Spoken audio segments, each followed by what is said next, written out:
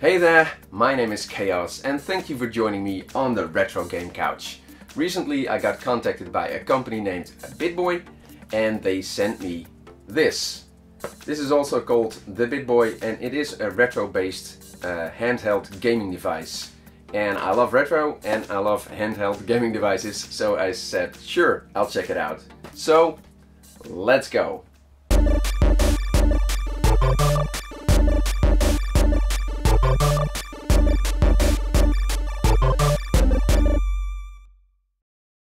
So here is the BittBoy, and looking at it, it's clear where they got their inspiration from.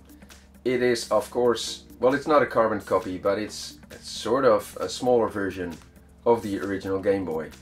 So you could say it's a rip-off, but you could also say it's an homage to the original Game Boy, and I like to see it that way. It's a small, cute, cool-looking Game Boy. So let's take a closer look at the BittBoy. It has a 2.2-inch IPS screen. It has a nice large D-pad. It's almost as big as the original Game Boy. They didn't scale that down, so that's a good thing. The buttons feel alright. The D-pad is a bit spongy, but it's okay. It has a reset button. It has the start and select. Not sure what these buttons do. Power switch on the top like the original Game Boy. It has a replaceable rechargeable battery, which is a good thing, I guess, if you can find a replacement. And on the bottom it has a micro USB for charging, and it has a 2.5mm jack output for AV. Yes, this connects to your television. I'll get back to that later. When I first got the device, I had no idea what it could do, what games it could play, and it turns out that it is a portable NES emulator. Let's hear the squeaky sound. So that is really awesome. It plays NES games on the go. It has 300 built-in games, of which the quality varies greatly.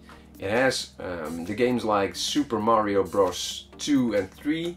It has Ninja Gaiden, it has Contra, all the games you know, but it also has bootlegs, hacks, other games, titles that I have never seen before. So of that 300 games, perhaps 50 are worth playing and the rest is kinda meh.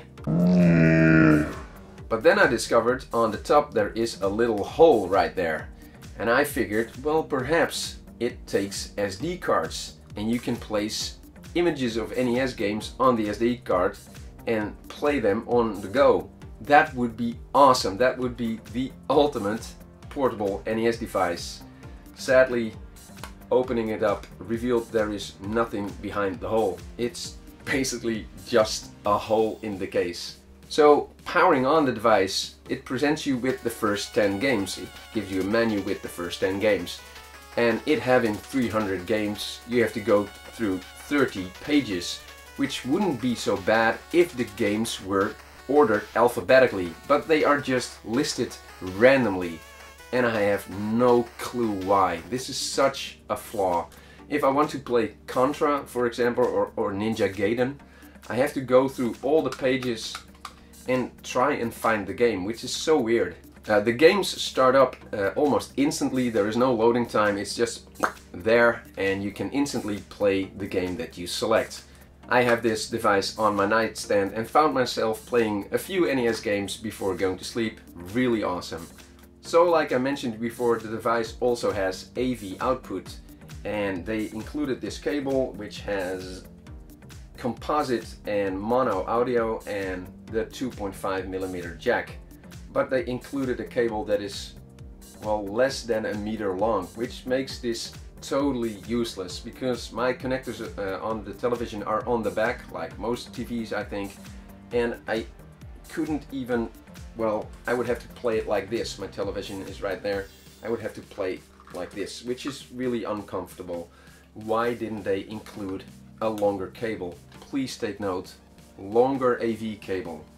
So when I connected the device to my television, it all looked a bit flat, a bit washed out, and the sound sounded off. So I took my NES and connected it to my recording device. and recorded some gameplay of Super Mario Bros. 3, and I did the same for the BittBoy. So I'm gonna show that right now. This is Super Mario Bros. 3 on my original NES, and please listen to the sound and look at the graphics. You can hear a distinct bass line here. And now here's the same game played on the BittBoy. And as you can see, the colors are a bit washed out, but also there seems to be a sound channel missing.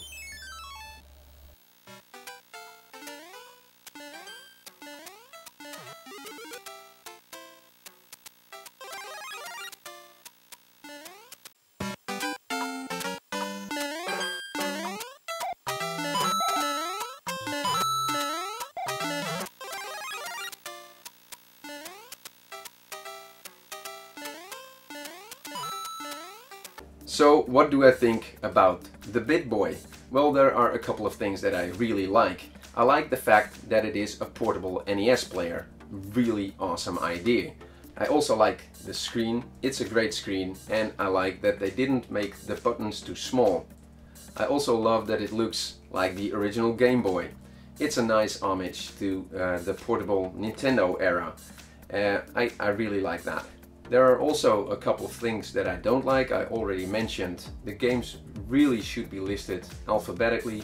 Please do that.